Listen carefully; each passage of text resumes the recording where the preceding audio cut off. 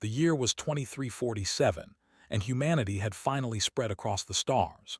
They had built colonies on distant moons and established trade routes with 17 different alien species. Humans were considered young, weak, and harmless by the galactic community.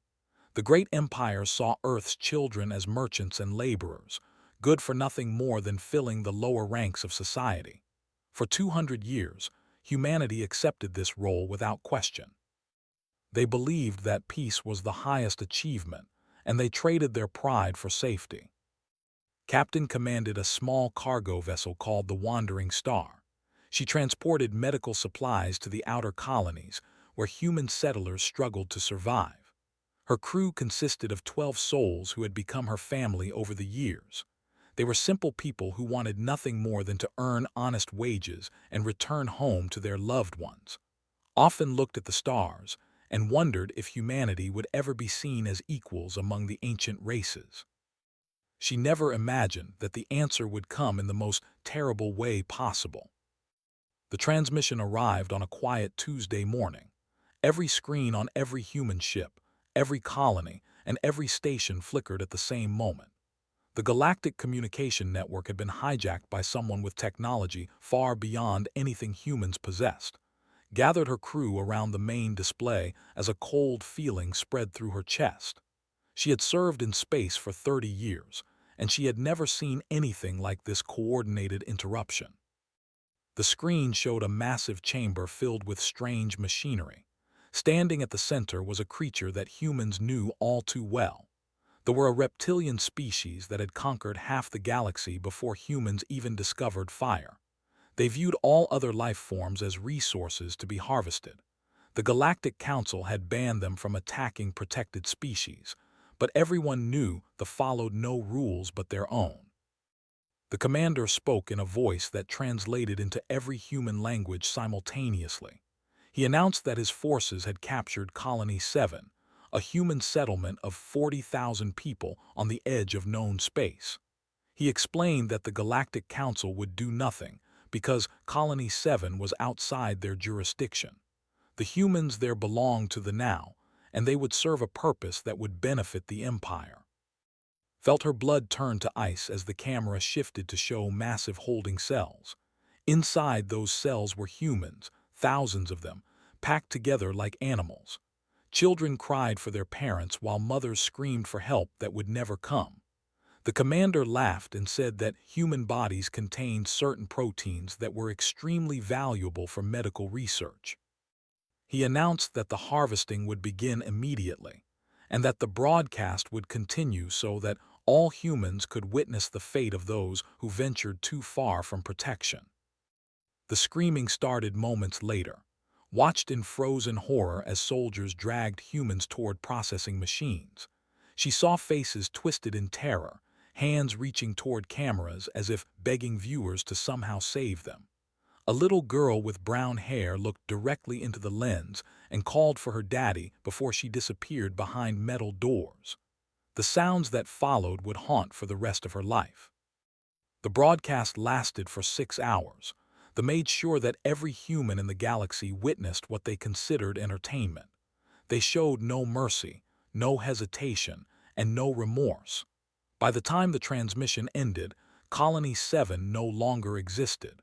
40,000 human beings had been reduced to biological materials for laboratories.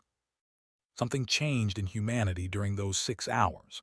Something fundamental shifted in the collective soul of every man, woman, and child who carried human blood. The peaceful traders and humble laborers who had accepted their place in the galaxy looked at each other with new eyes. They remembered stories their ancestors had told, stories of wars and struggles that had forged humanity into survivors. They remembered that their species had crawled out of caves, conquered their world, and reached for the stars.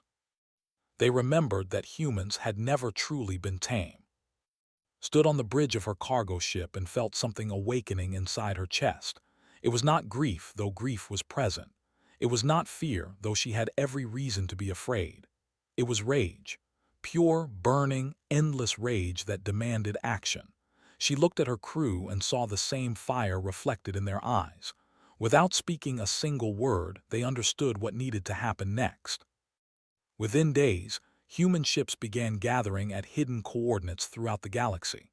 Cargo vessels were stripped of their commercial equipment and fitted with weapons that had been banned by galactic law.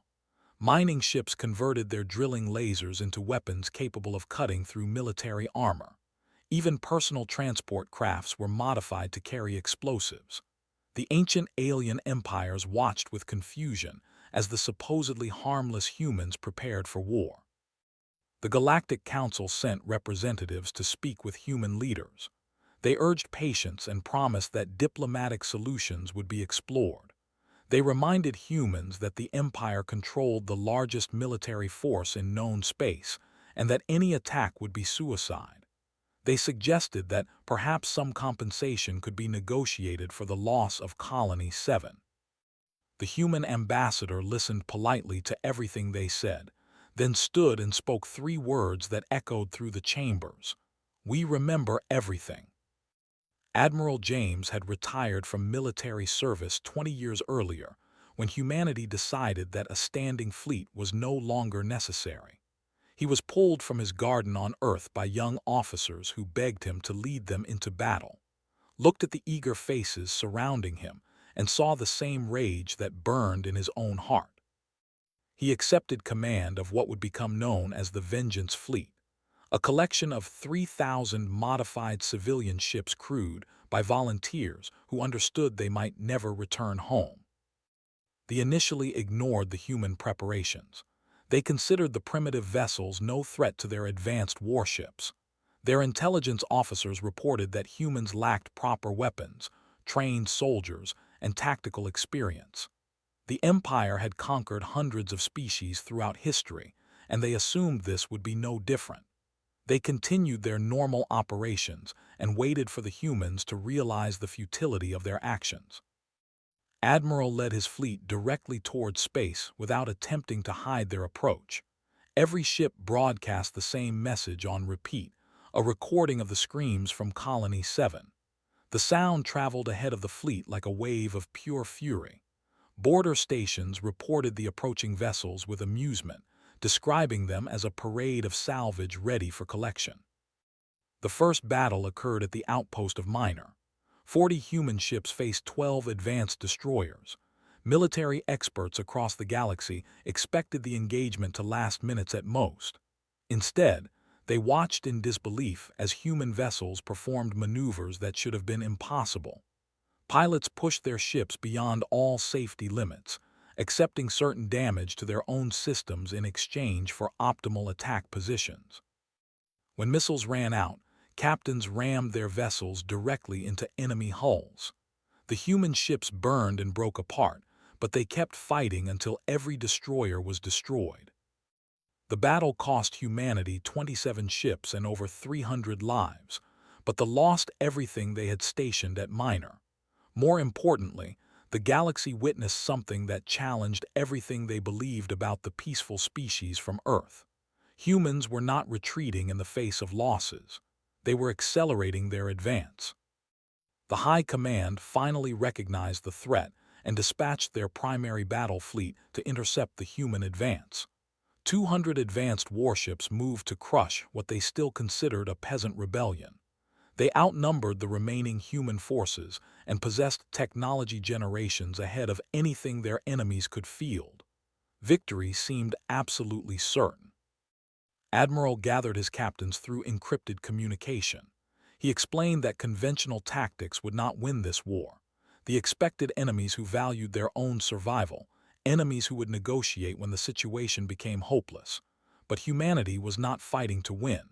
Humanity was fighting because the alternative was to live in a galaxy where their children could be harvested without consequence. Asked his people if they were willing to die, and 3,000 voices answered with a single word: yes.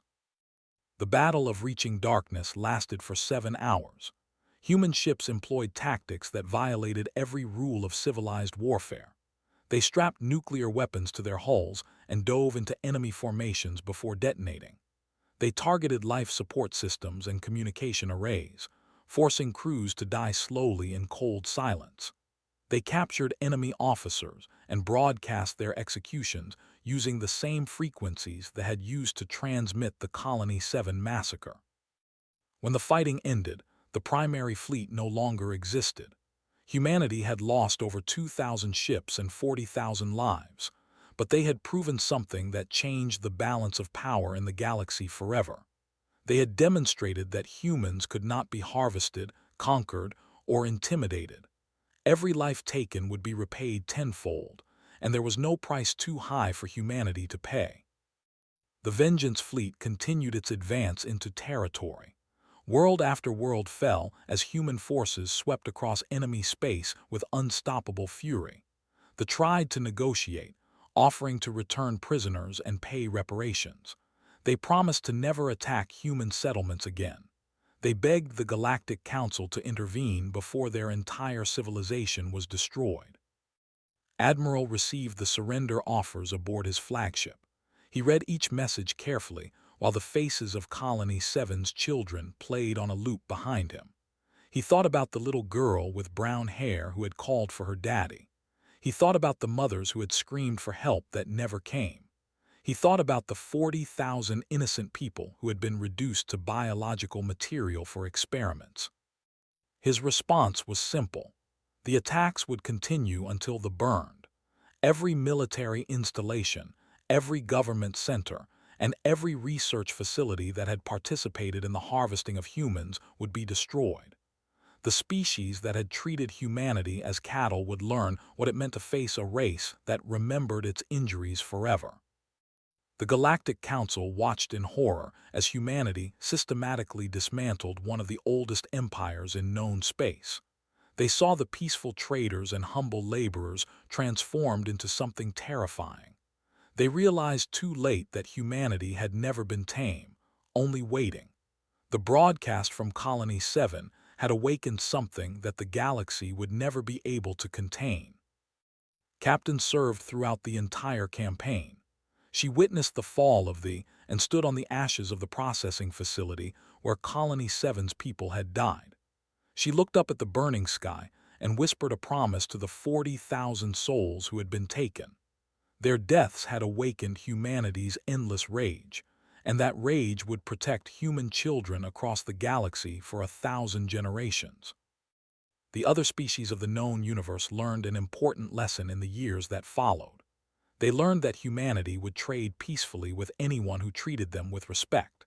They learned that humans could be generous friends and reliable partners, but they also learned that beneath the calm surface of human civilization burned a fire that could never be extinguished.